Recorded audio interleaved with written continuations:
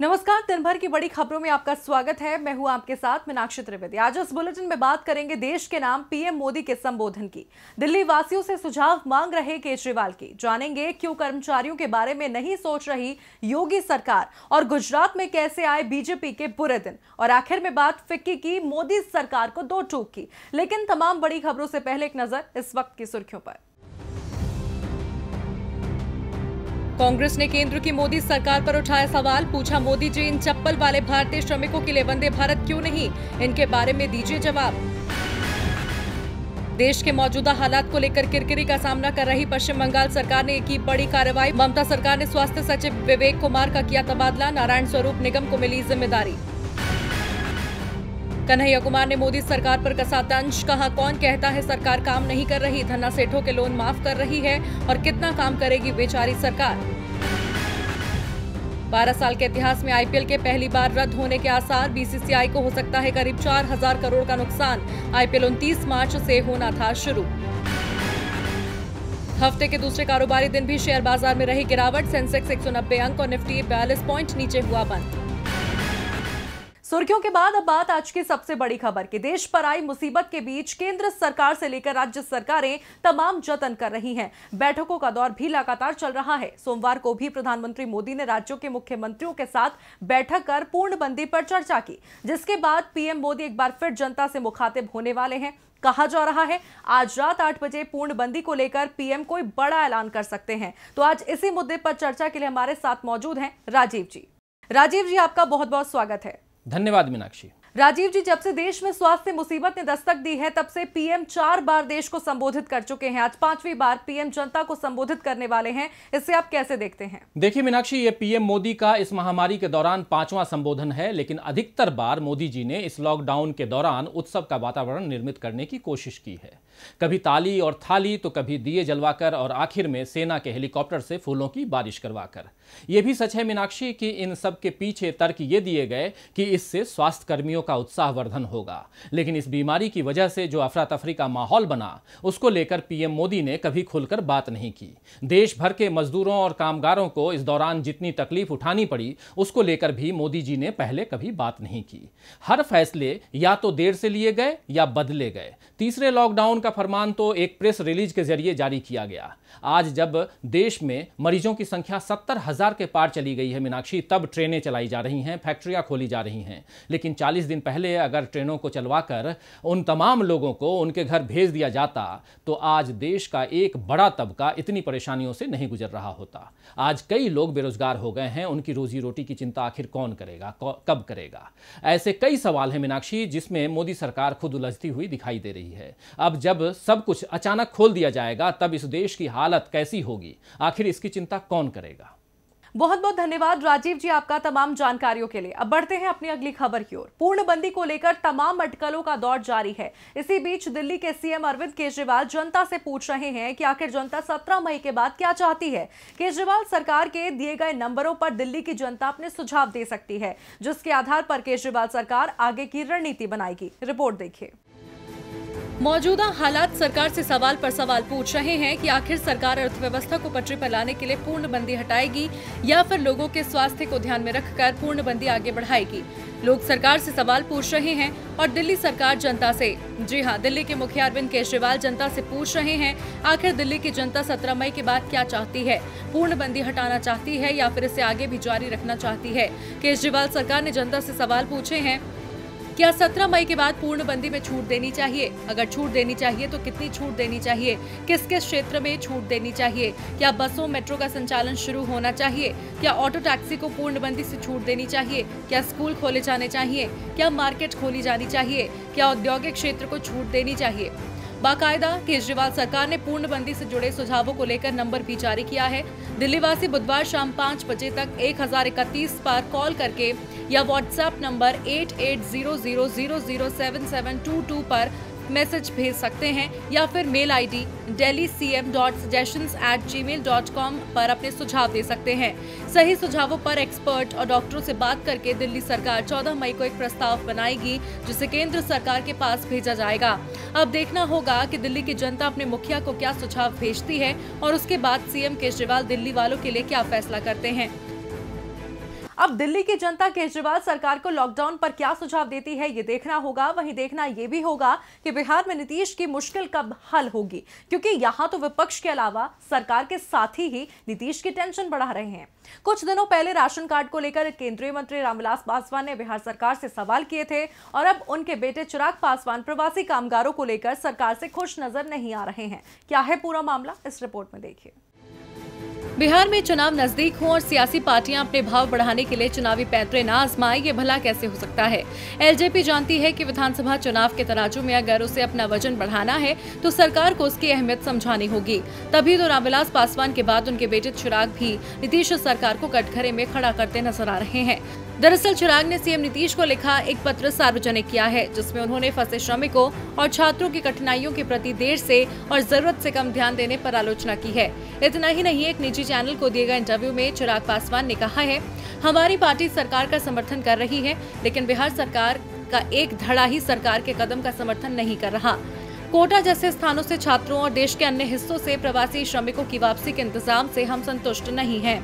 दरअसल बीते दिनों भी प्रवासी श्रमिकों के किराए को लेकर दिल्ली सरकार ने बिहार सरकार पर आरोप लगाया था कि जिन 1200 श्रमिकों को श्रमिक स्पेशल ट्रेन से मुजफ्फरपुर भेजा गया है, उनका किराया बिहार सरकार नहीं दे रही है। जिसके बाद जेडीयू ने सफाई दी थी कि अभी भले ही केजरीवाल सरकार किराया दे रही हो, लेकिन बाद में किराए के पैसे बिहार सरकार केजरीवाल सरकार को देगी।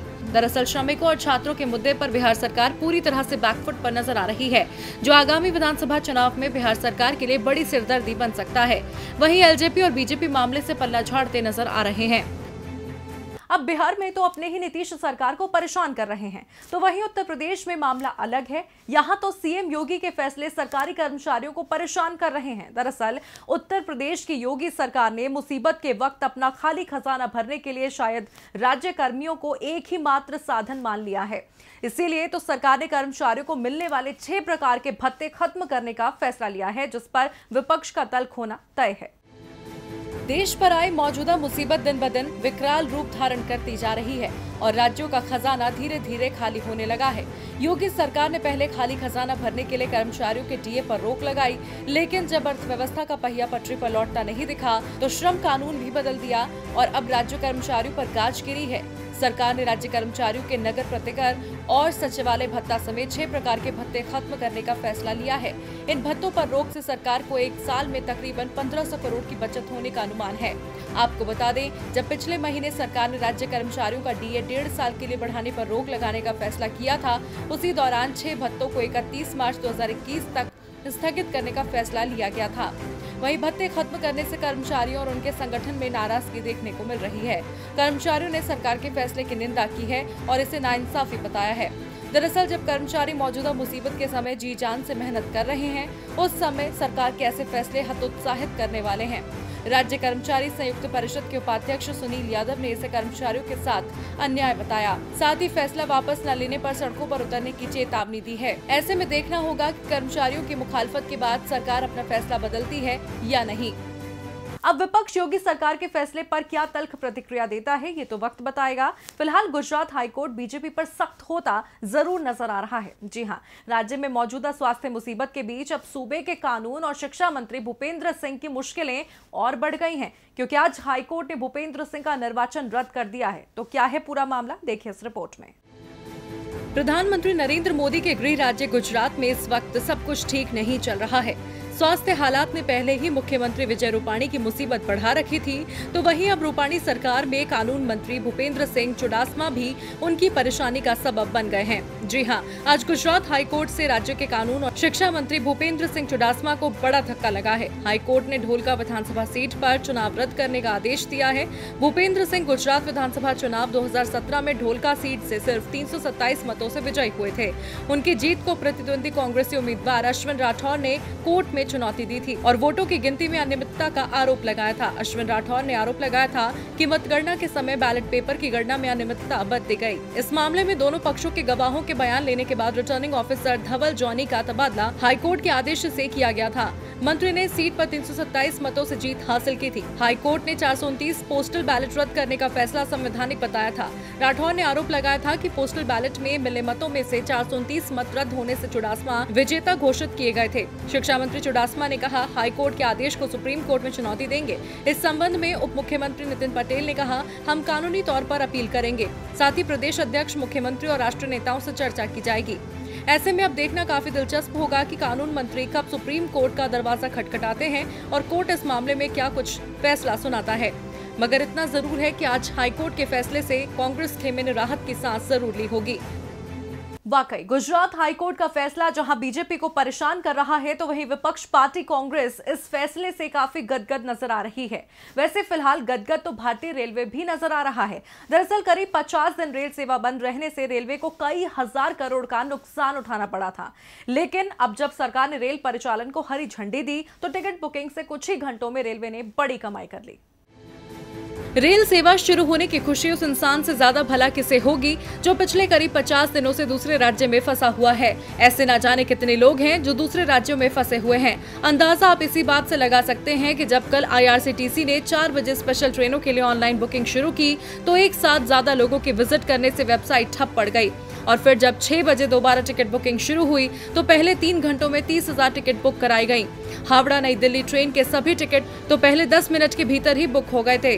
रेलवे को टिकट बिक्री से करीब 10 करोड़ रुपए का राजस्व मिला है। यात्रियों को स्पेशल ट्रेन चलने से 90 मिनट पहले स्टेशन पहुंचना था, लेकिन बहुत से लोग आज सुबह से ही प्लेटफॉर्म पर पहुंचने शुरू हो गए। यात्रा के दौरान लोगों को खास एहतियात बरतनी होगी। मास्क पहनना अनिवार्य कर दिया गया है। साथ ही सिर्फ कंफर्म टिकट वाले लोग ही यात्रा कर सकेंगे। आपको बता दें, अप डाउन मिलाकर कुल 30 ट्रेनें चलेंगी। इनमें 16 रोजाना, 8 ट्रेनें हफ्ते में 2 दिन और 2 ट्रेनें हफ्ते में 3 दिन और 4 ट्रेनें साप्ताहिक रहेंगी। साथ ही श्रमिक स्पेशल ट्रेनों का संचालन भी जारी रहेगा। उम्मीद जताई जा रही है कि रेल सेवा शुरू होने के बाद सरकार को आर्थिक मुसीबत से कुछ निजात मिलेगी। साथ ही अर्थव्यवस्था के पहिए को पटरी पर दौड़ने के लिए सरकार कुछ और कदम भी उठाएगी। जल्द ही सरकार कुछ हवाई उड़ानों को शुरू करने की तैयारी में भी नजर आ रही है। और बुलेटिन के आखिर में बात फिक्की की। मोदी सरकार को 2 टूक की। देश में 25 मार्च से लागू पूर्णबंदी के बाद आर्थिक गतिविधियां लगभग ठप हैं। उद्योग धंधों पर ताले लटक रहे हैं और उद्योग जगत टकटकी लगाए राहत की आस में सरकार की ओर देख रहा है, जबकि सरकार उद्योग जगत को खुद को मौजूदा माहौल में ढालने की सलाह दे रही है। सरकार के ढुलमुल रवैये के बीच अब फिक्की ने वित्त मंत्री को चिट्ठी लिखी है। देखिए रिपोर्ट। मौजूदा मुसीबत ने एक साथ इतने सितम ढाए कि जिंदगियां घरों में कैद हो गईं। कारोबार ठप पड़ गए, उद्योग धंधे बेपटरी हो गए और अर्थव्यवस्था औंधे मुंह गिर चुकी है। लेकिन सरकार ने अभी तक उद्योगों के लिए राहत पैकेज का ऐलान नहीं किया है, बल्कि खुद को इसी माहौल में ढालने की बात कहकर मानो घावों पर नमक डालने का काम कर दिया हो। इन सब के बीच अब भारतीय वाणिज्य और उद्योग महासंघ यानी फिक्की ने वित्त मंत्री निर्मला सीतारमण को चिट्ठी लिखी है। सरकार से 4.5 लाख करोड़ रुपए का राहत पैकेज जारी करने की मांग की है और कहा है उद्योगों को तत्काल 2.5 लाख करोड़ की जरूरत होगी। फिक्की की अध्यक्ष संगीता रेड्डी ने कहा है, सबके सामने सबसे बड़ी समस्या नकदी की है और इसके त्वरित निदान के लिए सबसे पहले सरकार द्वारा किए जाने वाले विभिन्न भुगतान और रिफंड में फंसी 2.5 लाख करोड़ रुपए की राशि को तुरंत जारी करने की आवश्यकता है। इस राशि के लिए बजट में पहले ही प्रावधान किया गया होगा। वंचित तबके के लिए अतिरिक्त वित्तीय समर्थन की भी आवश्यकता है। ये समर्थन गरीब कल्याण योजना के तहत उपलब्ध कराई जा रही सहायता से अलग होना चाहिए। दरअसल पूर्णबंदी के तीसरे चरण में सरकार ने उद्योगों को थोड़ी बहुत राहत जरूर दी है, लेकिन अभी उद्योगों को पटरी पर लौटने में बहुत समय लगेगा। ऐसे में देखना होगा कि उद्योग जगत की राहत की आस को सरकार कब तक पूरा करती है। फिलहाल दिन भर की बड़ी खबरों में मेरे साथ इतना ही, लेकिन आप देखते रहिए DB लाइव। नमस्कार।